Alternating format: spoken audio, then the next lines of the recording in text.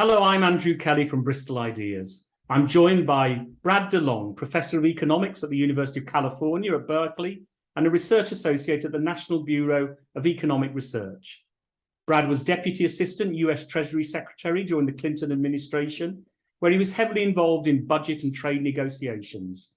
He's a leading voice in economic policy debates, straddling the fields of economics, history, and public education. His latest book is Slouching Towards Utopia, an economic history of the 20th century. Our Festival of Economics founder and co-director Diane Coyle calls it an unmissable book. And it's a book we've been eagerly anticipating. Not only does Brad bring together an enormous amount of material and learning, he's also honest about lessons to be learned. Brad, thank you very much for joining us today. Thank you very much. And all I can say is I can blush at Diane's high praise. It's hard to earn and it'll be harder to live up to. I just hope that people who buy the book and read it because she told them it was unmissable, are not disappointed. And I'm very glad to, I guess I can't say be here because this modern proto-metaverse world, there's no real here where this is. But I'm glad to be in this virtual space of some sort or other. Well, thank you, Brad. And Diane reads virtually every new economics book that comes out. So, yes. And he's does she have time to do anything else? Are there four of her? She is, as you probably know, our Festival of Economics co-director as well. Yes. So, yes. Brad, could we start with your role? Because one of the things we've tried to achieve over the last decade and more with our Festival of Economics is better public understanding about economics. And we've used your work extensively in this. You blog, you tweet, you podcast, you write, and you also teach. What lessons for public education on economics have you learned through your work? That it is very, very difficult. First, because issues are complicated. Second, because knowledge about how the economy works is actually very limited. Third, because there was a sociologist, Ernest Gellner, a very brilliant Czech British, who said that, among other things, that the coming of the Royal Society was a great sea change in intellect because all of a sudden they had their motto, nothing except by experiment, check everything and rely on nothing unless someone has actually done the experiment and reported back. And this is an enormous sea change in how intellectual work was done in the natural sciences. Because in general, beforehand, there are always two ways that an idea spreads. One is if it happens to be true. The second, if it happens to be convenient in reinforcing the kind of belief and power of the elite to remain an elite. That is back in the days when you had thugs with spears with their tame accountants, propagandists, and bureaucrats. Whether an idea was actually true or not was much less important almost all the time than whether it was useful. And I find over and over again in economic policy debate, there are a lot of people who are pushing forward ideas because they think they are useful for some purpose, which may only be scaring people so their eyeballs are glued to the screen so they can be sold ads. And very often the people who are putting forward those issues are not only trying to deceive others, they are only able to do so because they have successfully deceived themselves. Thank you.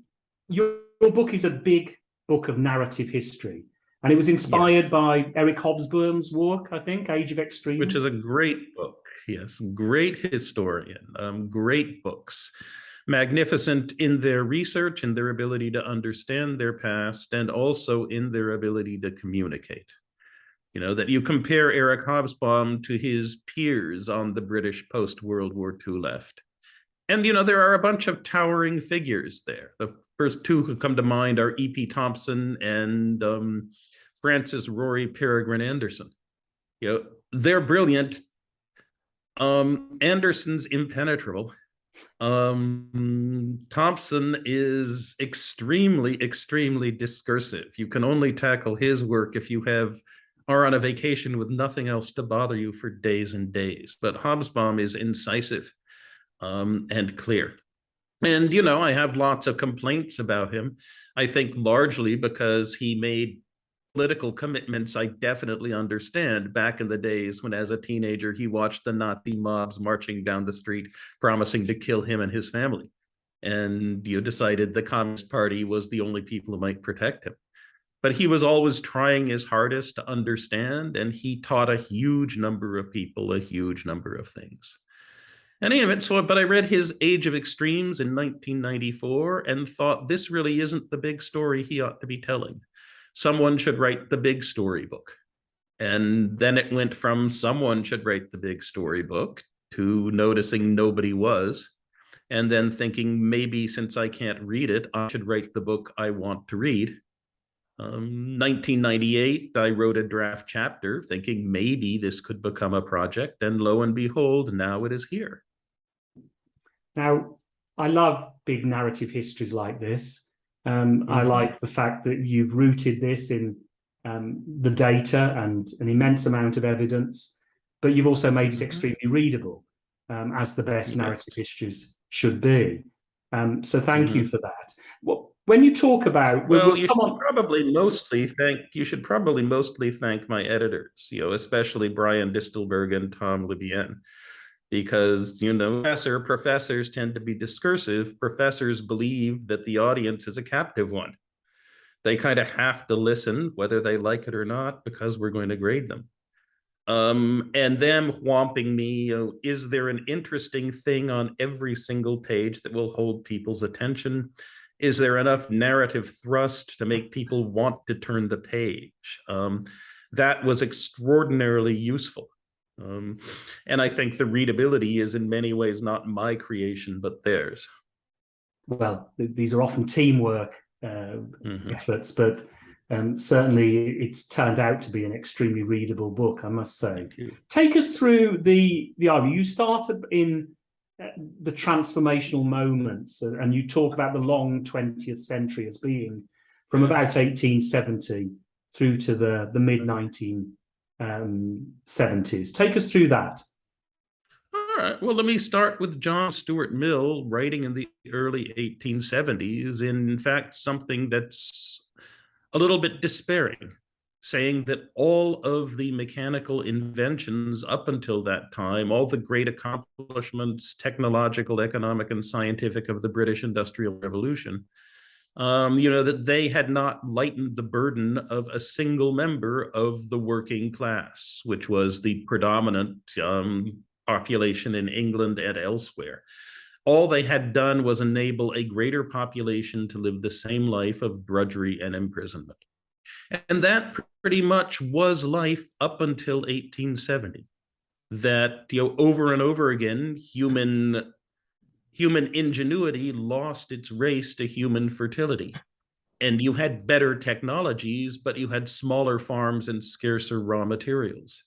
So that, life in 1870, except in, I'd say, in the most prosperous parts of Britain, for most people was not that better than life in minus 3000. Life for the elite was much better in lots of ways, but not for the people as a whole. And all that changed in 1870. In 1870, technological growth takes off like a rocket. So for the first time, there is no chance that fertility will be able to catch up to ingenuity. And we're on our way to a truly human world.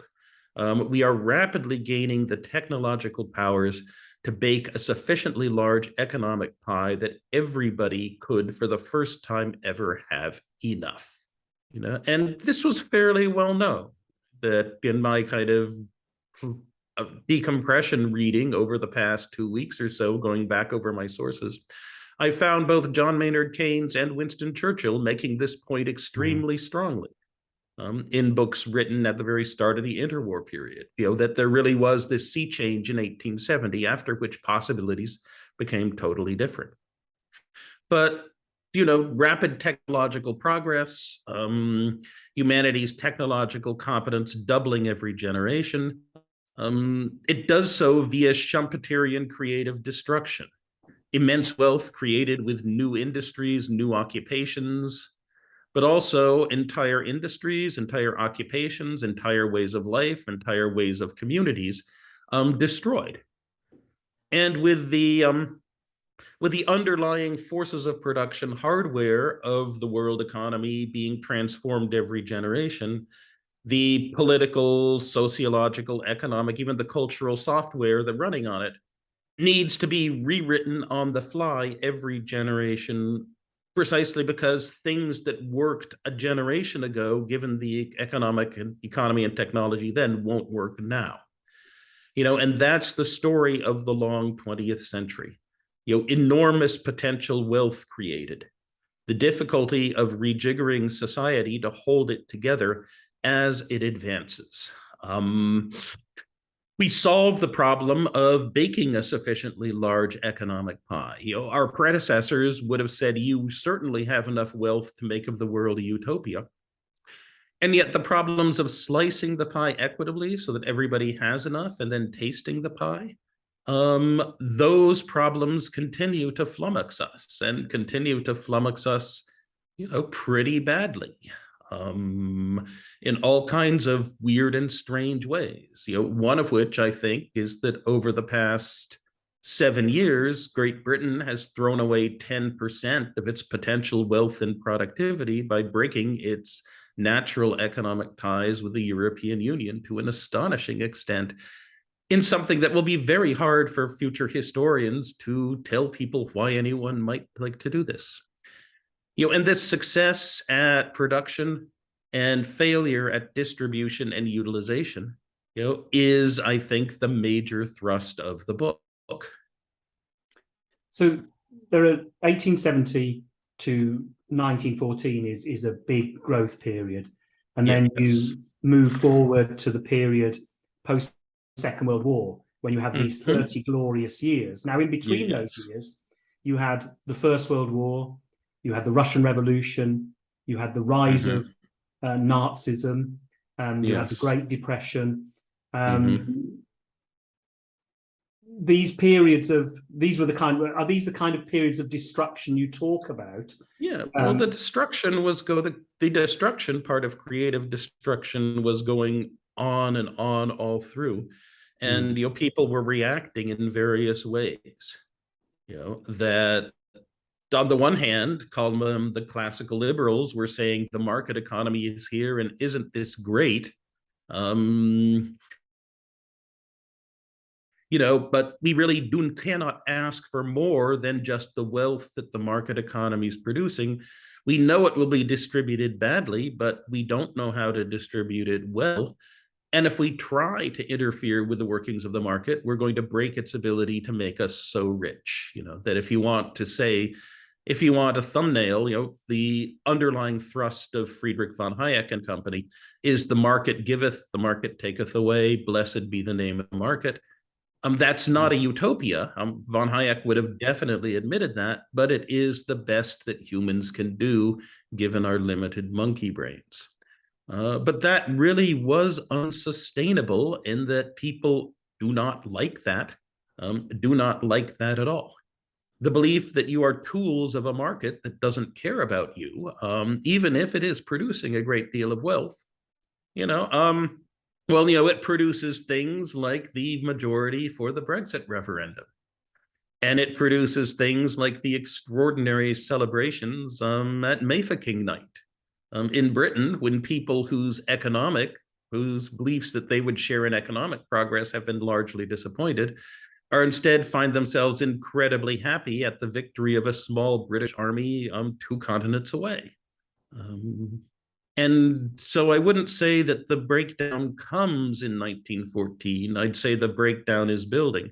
And 1914 is simply when the running sociological code crashes kind of completely, as social Darwinist ideas that had been evolved to try to justify market inequality go horribly wrong and produce a world war. Now, you look at these through the eyes of, you mentioned von Hayek already, through Karl Polanyi and through Keynes, Yes. where you join all three of them together in a way. To tell us Yes. about that. Well, von Hayek is a genius. Was the first person to see and saw more clearly than anybody else how absolutely great the market can be at crowdsourcing human solutions to social problems. That that most forms of organization, essentially treat human beings as robots or software bots. You have a set of procedures that you're supposed to follow. There's a bureaucracy, there's a set of things you're supposed to do. And you're not a robot, or you're not just a software bot, but you're not using very much of your brain when you are a cog in an organization, which is one reason why people don't like it that much. Instead, there's some person or there's some small people at the top, a commander, a general staff, a CEO, who's exercising his brain and trying to figure out what to do. And that's a huge waste of talent. And as Hyant said, it's also incredibly stupid because lots of people are very ingenious. One brain cannot do anything, especially one brain that's kind of at the center where the information isn't, and that actually has limited ability to make the things it thinks it bosses actually do what it thinks they ought to be doing. Much better to crowdsource, much better to rely on individual initiative, much better to throw the problem out to everybody and say, what can you do to help? Right? That pushes action out to the periphery where the information actually is.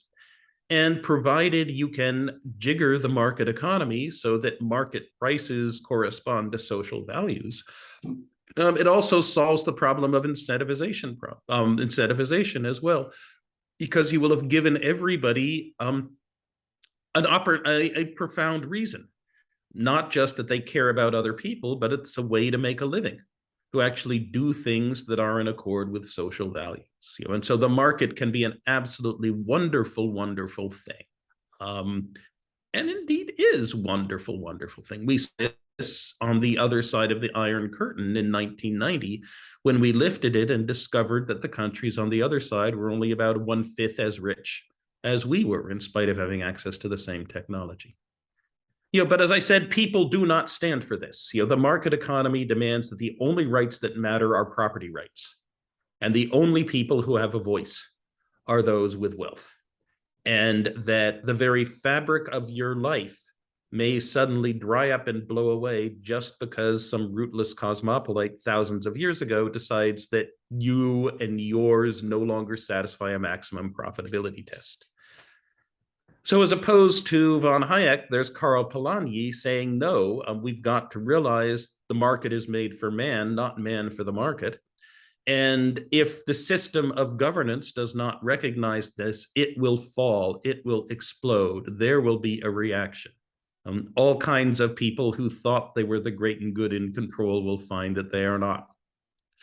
And off in the corner, you have John Maynard Keynes kind of whimpering, saying, if only you let my technocratic students run things. We'll have full employment and everyone will have a job. And so labor will have at least some social power and you won't get this great fear and angst. And also because a full employment policy is a low interest rate policy. If the plutocrats want to actually exercise their social power, since interest rates will be very low, they'll have to spend down their capital and cease to be plutocrats. Hence, there'll be a euthanasia of the rentier, that problems of income inequality will not be that great, that the problem of equitably slicing the pie will solve itself. And then we'll face the real problem of figuring out how to use our wealth to make ourselves happy and to live worthwhile lives. And Keynes is off in the corner whimpering to this extent. The next period of growth you talk about is the 30 glorious years, the 30 glorieuses, as the French call it. What made that different? What were the lessons we can learn from that? Well, on the one hand, it was sheer luck, because it grew out of the accidental pattern that Franklin Delano Roosevelt managed to settle on in the United States in the 1930s. Although the Swedes will point out, if you let them, and even if you don't let them, that they had it first and they had it better and they understood it much better than anyone else did, and we should all listen to them. But that Franklin Delano Roosevelt recognized that something needed to be done, was a sufficiently skillful politician to assemble a coalition to do it, and started doing things essentially at random and then reinforcing the things that succeeded and trying to drop the things that failed. And he wound up with this, call it mixed economy, call it social democracy. A strong market economy with strong protections of private property, but also a large government sector, a commitment to Keynesian full employment policies, a commitment to, say, AC Pigouvian, that we have lots of taxes and subsidies to properly align market prices with social values, and a William Beveridgean commitment to high and progressive taxes on the one hand to reduce income and wealth inequality so that the rich were not the only voice, together with a lot of social insurance safety net programs and a lot of public provision of services, and amenities, in order to make people no longer so upset at the fact that the poor did not have a great deal of rights, that property rights were powerful rights, that if you have some social power and if incomes are rising rapidly, then things aren't so bad. And that kind of New Deal order, as Gary Gerstle calls it, that was installed in the aftermath of World War II, not just in the United States, but throughout the North Atlantic. And that held up through the 1970s, at which point it fails its own sustainability test. And it more or less collapses. And you have the coming of the age of Thatcher and Reagan. And history takes on a new, and at least to my mind, less optimistic turn after 1980. I want to come back to that. In my introduction, I talked about your book going from 1870 to the mid-70s. And of course, there's this period after that, which we'll come on to in a moment. But just on the post-war settlement and the changes that happened, I often look back on my own life as this was what transformed my life opportunities. My father had fought in the Second World War. He'd grown up very poor in the northeast of England. Right. Post-Second World War, he had stable work. He could benefit from public council housing over here. We all benefited from a free health service. I had free education and choice in employment. And we've lived a life generally in peace. The prospects of my father going to war were pretty clear in the 1930s in Britain. For me, that hasn't really been something which has been likely during that time. And I see my family, shared by millions of others, as a classic example of social mobility during this period. And yet it could not hold together. No. That we had, Paul Krugman still thinks that if Arthur Burns, U.S. Federal Reserve Chairman, had been a very different man with a different understanding of the situation, it could have held together the post-World War II New Deal social democratic order in the North Atlantic. That it was only the fact that the inflation of the 1970s, small as it was, a doubling of the price level over the period of a decade or so, that convinced people that the government was incompetent and that the New Deal order was bankrupt because it had handed out too many tickets to things, more tickets to things than there were things, and thus it needed to be a major reform.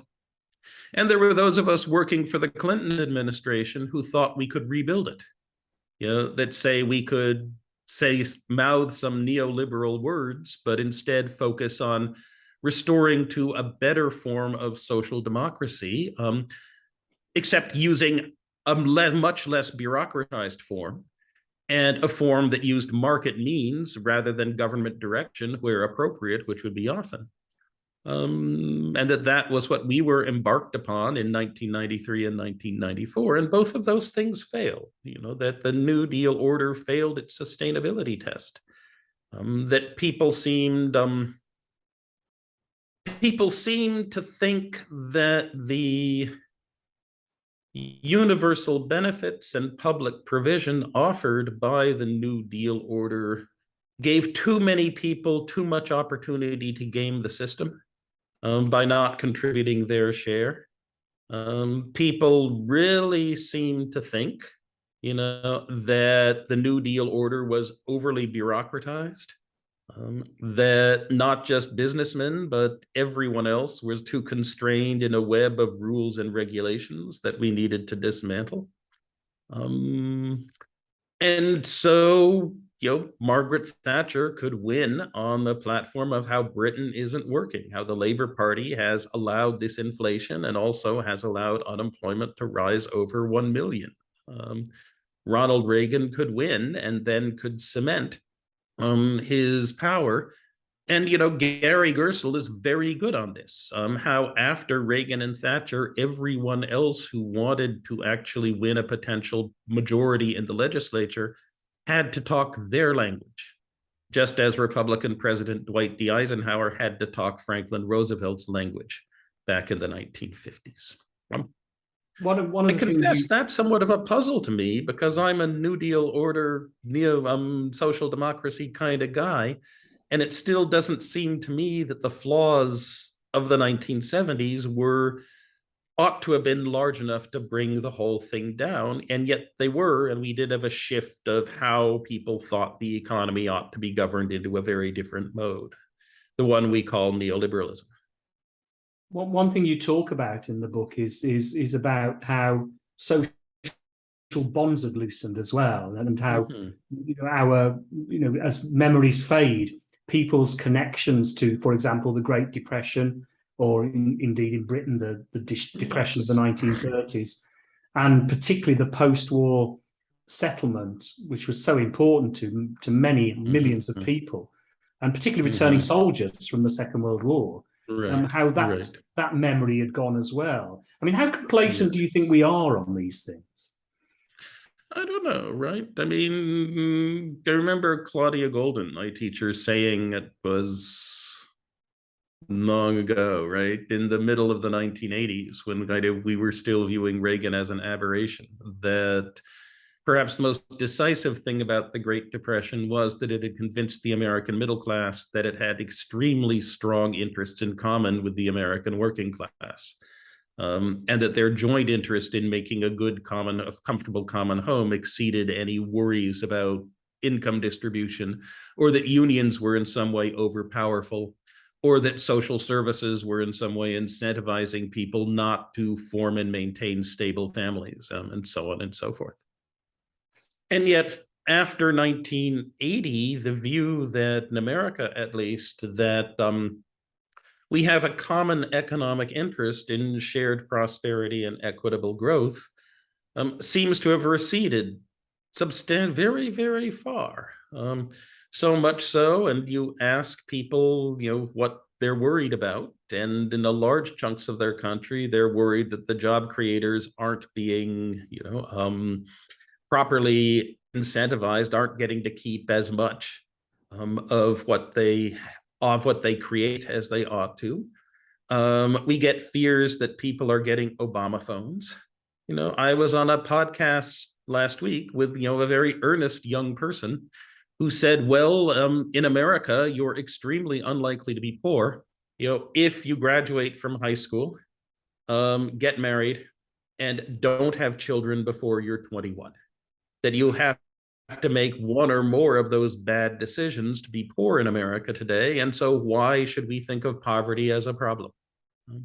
And, that's a very different view than everyone had, as long as the shadow of the Great Depression was still around, where everybody very much understood that if something goes wrong with the economy, your ability to be middle class may vanish instantly, and there will be nothing you can do about it.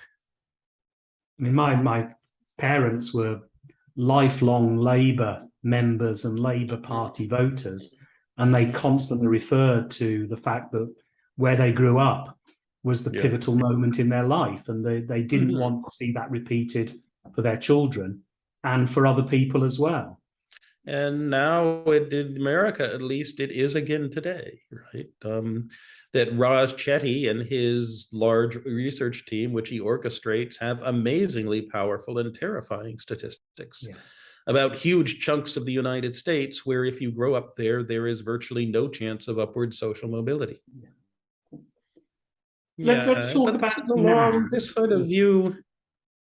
I mean, I don't know, this view, this Polanyi is, or this view that Polanyi identifies, that people have a very strong sense of what they deserve, and that not just the market system, not just the market giveth, the market taketh away, blessed be the name of the market, offends that sense of what rights ought to be, but also, you know, social democracy, everyone's a citizen, everyone deserves stuff, offends them as well. I remember George Orwell's The Road to Wigan Pier, a book which has many heartbreaking moments in it.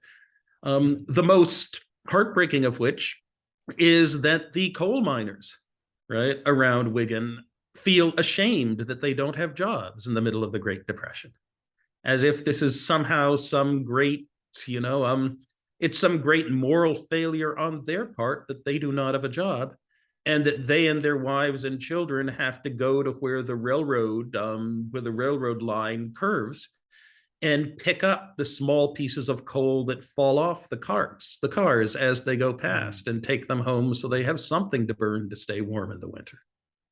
And it's not their fault, and they think it is.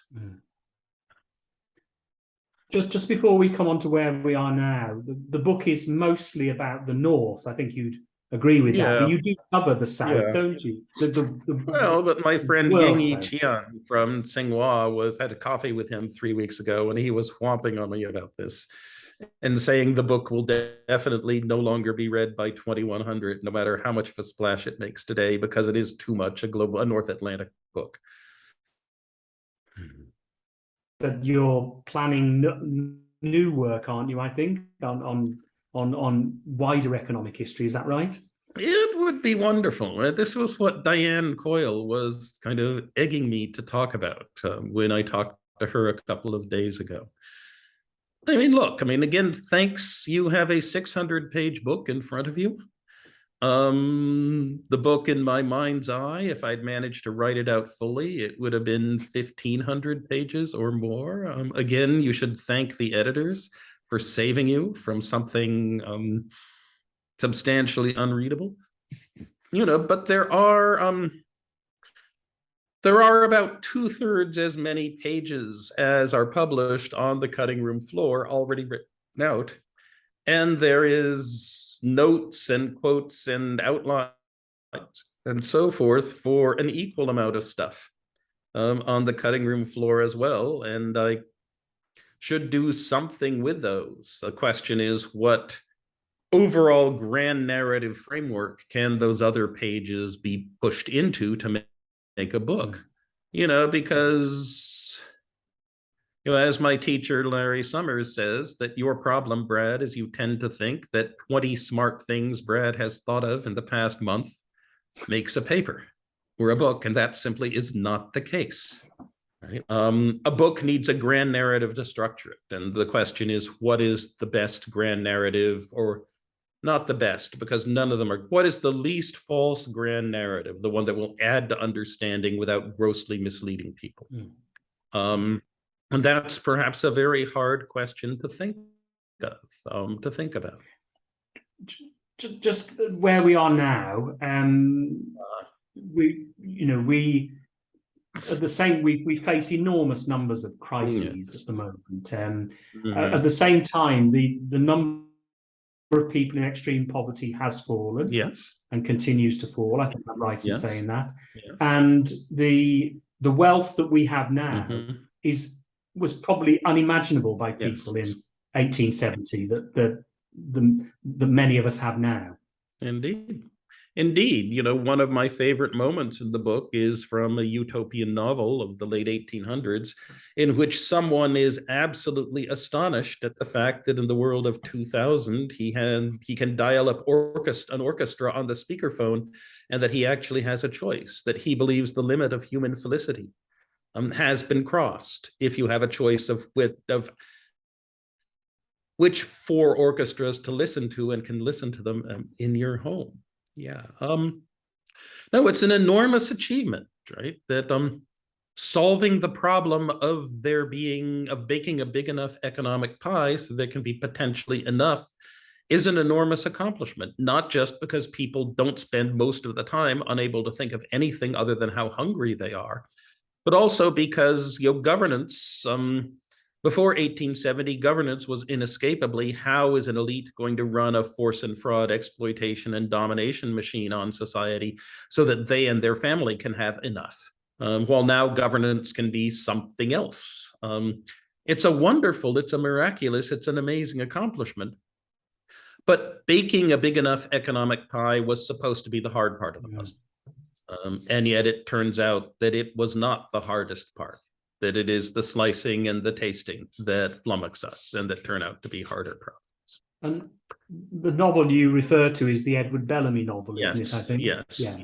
Edward Bellamy, Looking Backwards, the third best-selling book in the United States in the 19th century. Well, actually, I think it's the fourth. I think it's behind the Bible, it's behind Uncle Tom's Cabin, and I think it's also behind Ben-Hur. Yeah. So there's a lot that we can be pleased with what's been achieved, but as you said, baking the pie is one thing, sharing it out is another. And if you look at where we are now, the list is a mile long in terms of what we're facing. Pauses in, social mobility or actually going into reverse. Life expectancy has gone slightly into reverse here. That may be pandemic related, but there may be other factors there. We've faced recessions recently. And then the idea of progress and actually confidence in the future seems to be very low, I find now. Yeah. Yes. So you're asking me, what should we do now? Yeah. Well, the book does not have a what shall we do now chapter. Yeah. In large part, something my sometime co-author Steve Cohen convinced me of, that such chapters always look silly 6 months after publication, if not before. And so they greatly limit the worth of a book because they try to push people into a frame that's likely to be obsolete very quickly. Here I have a genuine problem. I think that the New Deal order, social democracy, is worth trying. There really is enormous value in creating a society in which people have entitlements as citizens, and in which people think that they can be fairly comfortable if what they feel they want to do with their lives doesn't involve making a good deal of money. And as my teacher, Ben Friedman, says, that is actually sustainable if economic growth is fast enough.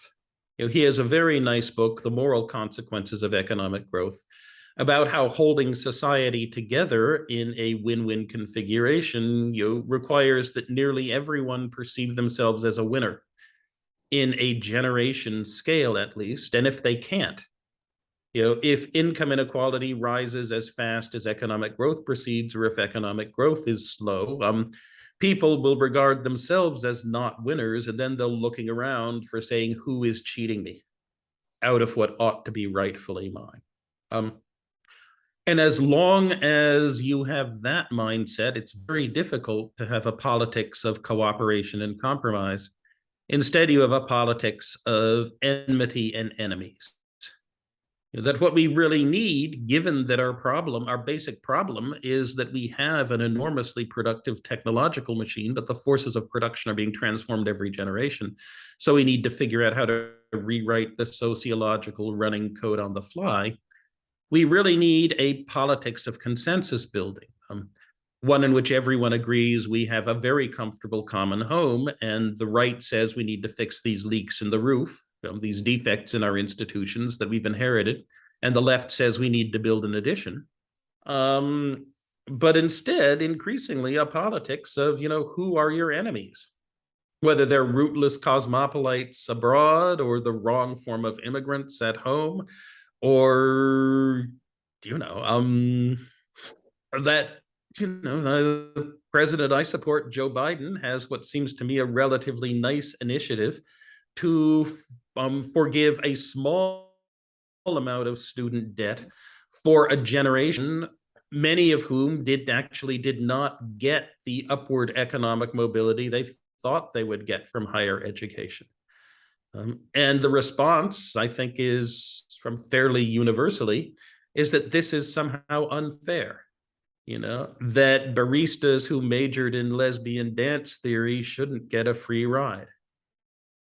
The Economist last week said that it ought to be called the Inflation Acceleration Act for reasons that seem to me completely quantitatively innumerate, because it's not. There's no way it can have a sufficiently large effect on aggregate demand to make any sort of difference for inflation.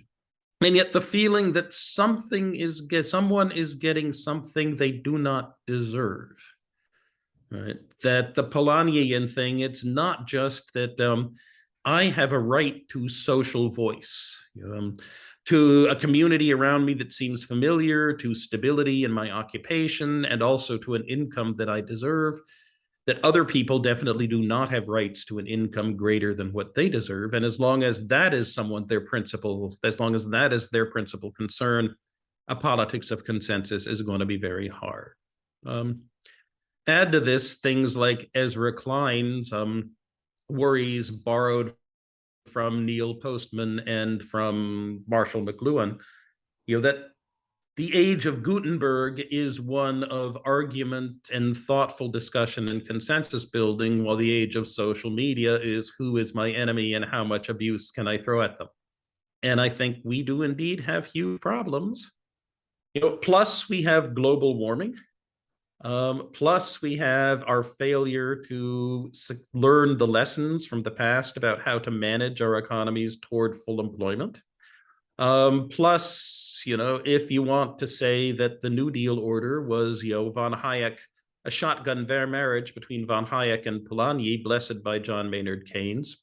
We now have China, which thinks it has an alternative system. A shotgun marriage between Vladimir Lenin and Friedrich von Hayek, blessed by Master Kung, saying that we actually have a superior system to you. And when I meet people from China and they say, well, Xi Jinping may not be the best of all rulers and may be centralizing too much power in his hands, he may not. But, would you feel more comfortable if you went into a business enterprise or a restaurant and the manager was Xi Jinping, or if the manager was Donald Trump or Boris Johnson? I know if I saw either Trump or Johnson running a restaurant when I got in, first instinct would be to turn around and go away. Well, that's not the case with Xi Jinping. And this is an enormous challenge. And, we're seeing the challenge of global warming. We're seeing the first very small pieces of it this summer. Whether it's the heat wave that's about to hit us here in California, whether it's what you people went through in terms of weird summer weather, whether it's the fact the monsoon appears to have moved 200 miles south, hence Pakistan is underwater and the Yangtze River is dry, that are a failure to actually even begin to deal with this problem over the past generation, as global warming deniers have kind of retreated from defense line to defense line, very much like the Nazi Wehrmacht in 1943 retreating from Russia. Is extremely depressing as to our ability to even slouch towards utopia. And that was what I'm hoping we'd get from you. I agree with you about, the final chapter being what the 10 things that need to happen next. That's impossible to do. Yeah. I think also, though, what comes out of this is, there were these periods of time in the past when people were optimistic about the future. And that's what we need to grasp. And I get the impression you're an optimistic economist, and someone who's been very important to me in my work, who you reference, is the late David Landes. And I've always used that quote at the end of the Wealth and Poverty of Nations in many different ways and to many different audiences, when he writes, in this world, the optimists have it, not because they are always right, but because they are positive. Even when wrong, they are positive. And that is the way of achievement, correction, improvement, and success. Educated, eyes open optimism pays pessimism can only offer the empty consolation of being right. We have to keep trying. Yes, I remembered telling him this really is Camus. We must imagine stuff as happy, isn't it? And he said yes. And then the question is, what is that must? Is that must, the way the universe works means that we have to recognize that even Sisyphus is ultimately happy. Someone engaged in a nearly impossible task still is doing something. Or is it must, and that otherwise we can't get much of anything done? And he said that he was trying to maintain that ambiguity. Yes, I think that's very well put. I would say that we can take an enormous amount of credit and hope from the fact that we are solving the problem of making a big enough, sufficiently large economic pie. But I would say that the social problems we are facing really should also make us quail. And in 2028, which is when Keynes predicted the economic possibilities for our grandchildren, we've still got 6 years to get there. Yes, and even then, Keynes would say that by then, all we will have done will have solved the problems of production and distribution. But still, the problem of using our wealth to live wisely and well will perplex us and confront us. Yeah. Well, thank you very much, Brad, for joining us today. Slouching Towards Utopia, an economic history of the 20th century, is published in the United Kingdom by Basic Books and is out now. His blog, Brad DeLong's Grasping Reality, is now on Substack. Our Economics Festival returns 14th to the 17th of November, and the programme is now on our website at bristolideas.co.uk. Thank you very much, Brad.